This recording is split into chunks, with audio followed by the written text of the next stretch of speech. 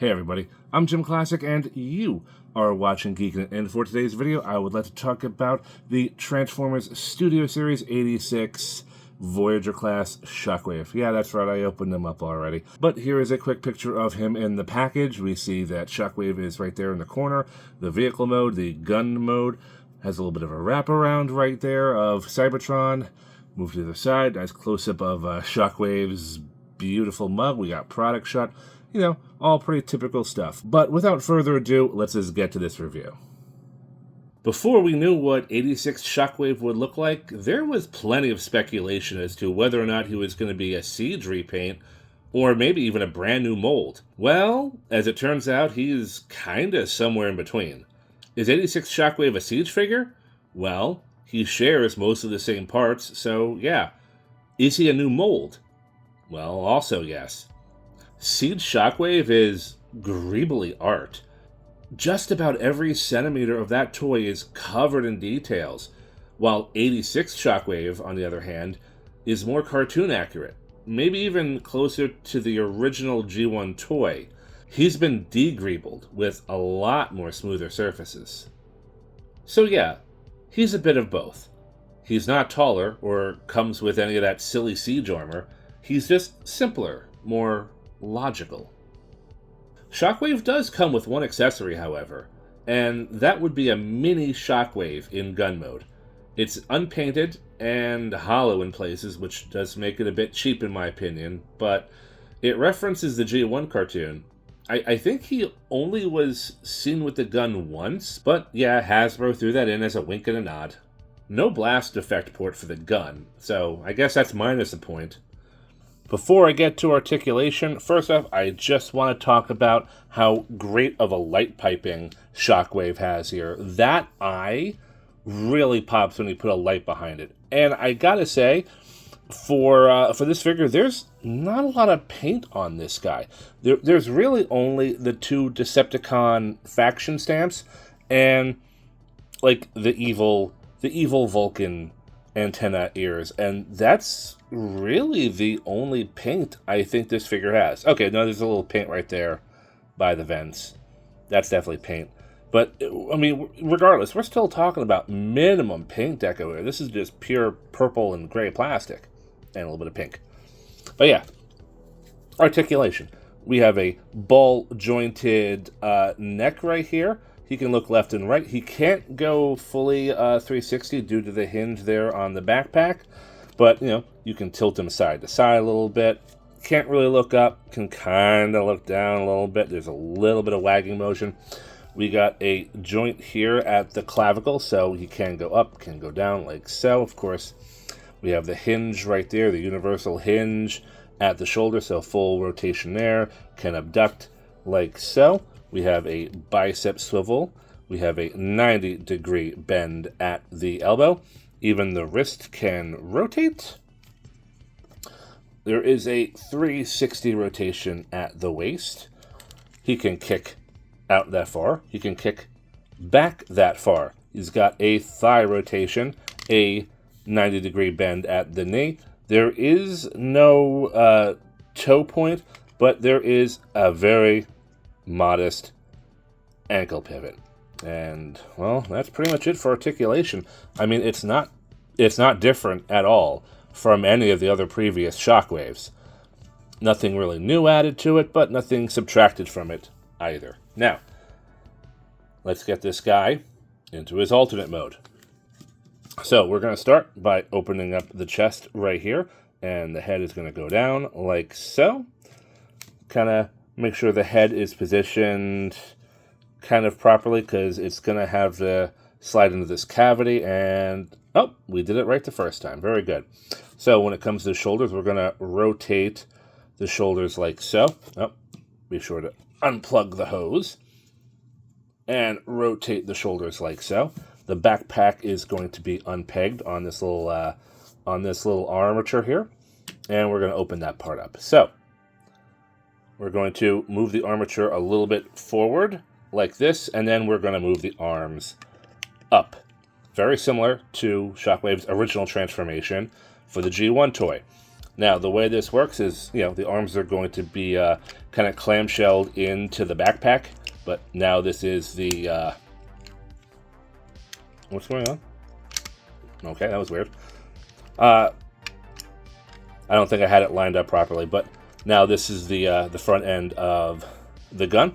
Next, we're going to open up the outer pieces of the legs right here. They hinge out, and then they hinge down like so. They hinge out and down. Then we rotate the thigh, and they are going to collapse in at this hinge right here, like so. And we're going to do it again here, like so. And connect everything here at the ankles. There we go. Now, this piece attaches together. This tab right here is going to go into this slot right there. And it required a little bit of force for me. There we go. It's getting a little bit easier now, but yeah, I did have to apply some force. We're going to open up these flaps right here on the side, and of course the hose attaches right there. Lastly, we're going to grab the little Shockwave gun and place it right here within this cavity. It's going to peg in right there at the 5mm port. And here we have Shockwave in his spaceship submarine mode, I guess. Once we get Shockwave into the spaceship mode, yeah, this is quite boring. I will say, with the Siege armor pieces, it does look like a genuine bona fide spaceship, but without it, I'm sorry, I'm just not accepting this. Fortunately, all you gotta do is close those flaps, move the hose around to the back, flip the whole thing upside down, and, well, you got Shockwave Space Gun mode, the classic G1 look. Or at least, mostly. And maybe it's because I grew up with G1, but the Space Gun just makes a little bit more sense to me.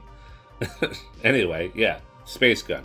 Well, if the robot mode is pretty close to G1 accurate for Shockwave, the gun mode strongly resembles, but deviates from the design. So yeah, that's pretty much my look at 86 Shockwave. Do I feel like I overpaid for this toy? Yeah, I definitely overpaid for it, but that's on me. Would I like Shockwave to be a bit taller, like maybe scale up to 86 Studio Optimus and Megatron? Oh yeah, I totally would have loved this figure a lot more if he was a scaled up version. And do I want the Space Gun to be a little bit more G1 accurate? Okay, yeah, but I am content by just flipping the spaceship mode over. If you don't have any other version of Shockwave, get the 86 Studio Series version. It is worth it if you don't own any of the other Shockwaves, but you know what? Maybe just wait till he's on clearance. You know what? Since we're already on the subject here, and I've already got these two out, let's just quickly take a look at the Marvel Comics Edition version of Shockwave, the one that came out in 2023. Just for a moment, let's put this guy aside and just marvel, if you will, at this stunning figure. This is basically Shockwave and how he appeared in the Marvel Comics series back in the 80s. Hasbro even went as far as to deco him out with black line shading and the comic halftones. This is a repaint of the War for Cybertron Siege version of Shockwave, so this one is all greebelied out. But he doesn't come with the body armor, which I'm definitely not complaining.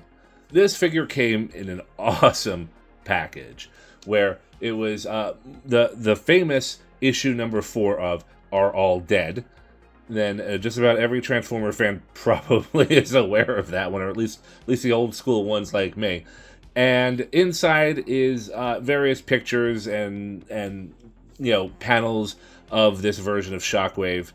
I absolutely love this package. I think it was a great decision on Hasbro's part to create this, because not only does it make good packaging for the toy, it just makes a good display piece while we're at it.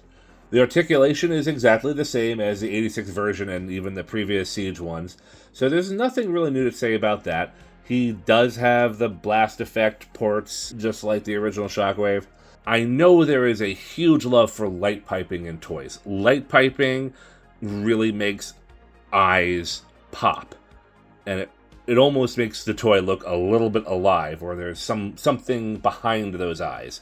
And it makes a great illusion. But I do gotta point out that the optic here for this Shockwave is just yellow paint with a little bit of black shading above.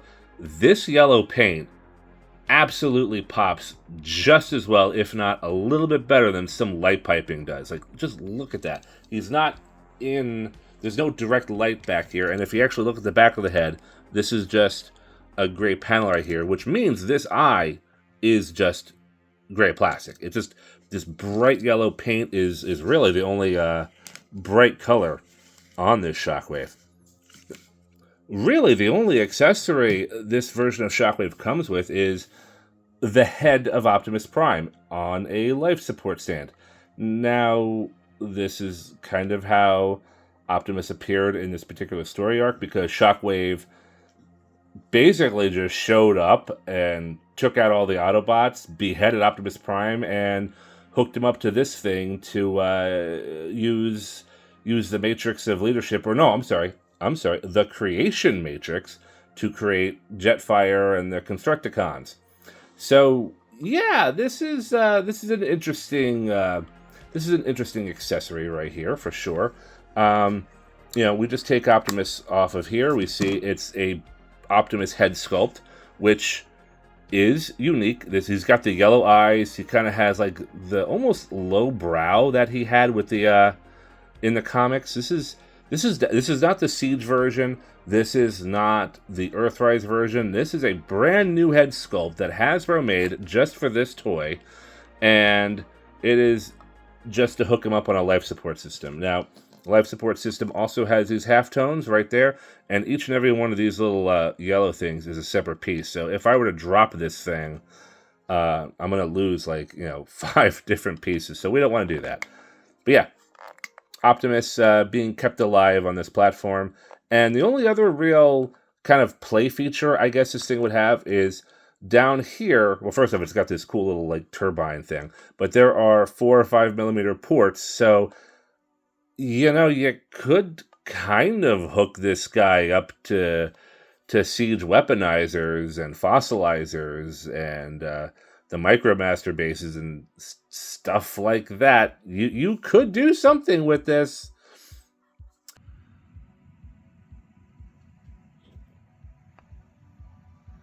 It took me about 2 hours to cobble this abomination together.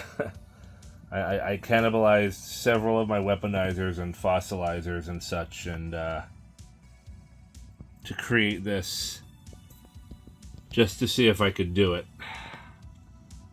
And I did it. He's holding on. He's holding on with a wing and a prayer here. Like, I'm surprised he hasn't toppled over by now. I even had to give him a third leg just to prop him up.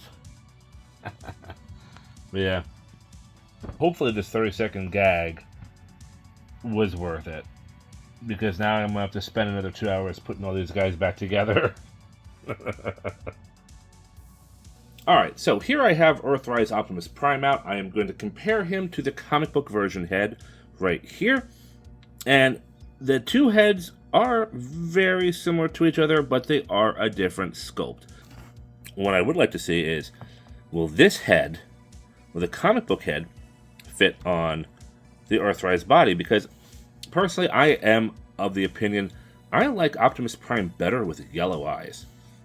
My only real complaint about Earthrise Optimus is that you can't really see his eyes too well unless you have like a light source pointing directly at it. There's not even light piping here. So those baby blues totally get lost in there. But anyway, I'm going to pop off Optimus's head. Alright, and we're going to pop this on, hopefully. So, wow. No, I don't think this is meant to go on. Hold on, let's try it. That won't happen. There's not enough clearance. See, I'm trying to get the ball joint flush all the way there to the end, because that's, in theory, where it will pop into place. And, you know, as you can see, it's back there. I'm trying to exert a little bit of force, but obviously if I put too much force, I'm going to break the peg. So, I'm not going to lie, I'm not comfortable. I'm not comfortable putting too much pressure on that neck joint. So yes, even though in theory, this Optimus Prime head could maybe potentially fit on the ball joint, I am afraid I'd have to exert a lot of pressure on it and potentially break the ball joint, and I'm not willing to do that. So, you know, oh well, it's a bit of a shame, it's a bit of a disappointment, but, you know, it is. Do Optimus Prime. But anyway, now, when it comes to Shockwave's vehicle mode, you got the same thing as 86 or even Siege. It is the spaceship mode, or if you really just do it the proper way, it's Space Gun, but with comic halftones. My only complaint, if I were to voice any complaint about this figure, it would be the reactor panel right here. It's just a solid gray plastic with the black comic lines, and you miss all that rich reactor sculpting detail that you find in the Siege and 86 version and all the others. You know, you just miss a little bit of nice detail there, but that's really kind of it. Okay, well, you know, I've talked about 86 Shockwave.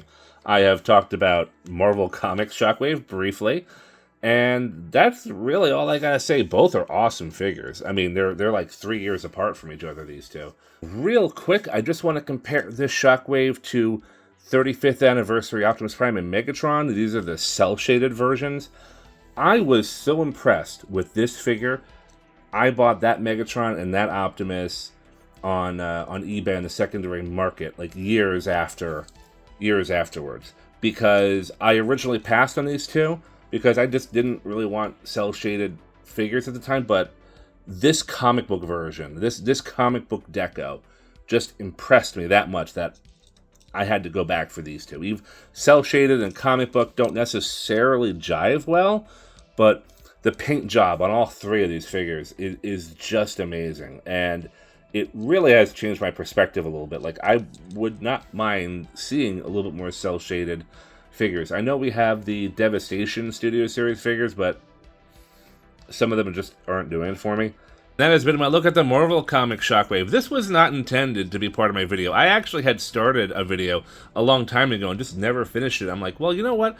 I'm talking about the 86 version. Let's just get this one out, and let's just talk about him real quick, since I pretty much have the same commentary for the most part. And this version does look great on the shelves as well. Well, that has been my look at 86 and comic book Shockwave. Thank you for watching. Tell me what you think in the comments section. Which one of these two is your favorite?